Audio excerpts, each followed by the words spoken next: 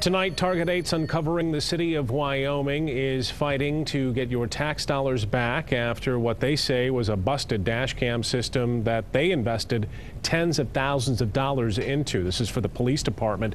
The city tells us the system never really worked. So now they've thrown in the towel and they've spent the money on a new one. 24 Hour News 8's Leon Hendricks is looking at that money and why the city says this all happened. Leon?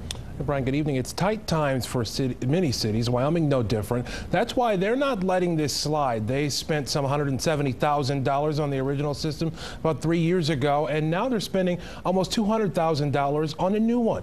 The city says they want at least some of that money back from the company that made and installed the system. It's an out-of-state company called Custom Signals. Wyoming police say their system has proven problematic for police departments all over the country.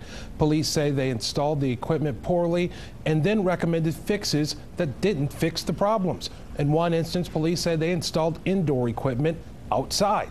The police chief says they had to use the company. They did because they were the ones with the lowest bid. And that's what he says the department and other state agencies are required to go with. And when you have to go with low bid, it scares me to think that bridges that we're driving across and airplanes were flying in, some of those parts were built with the low bidder. The chief says they tried repeatedly to work with the company but had no luck getting the system to work. The company is certified, has installed a lot of these systems.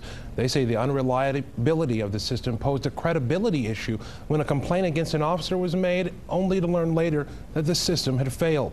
The city is considering its options, including the possibility of a lawsuit.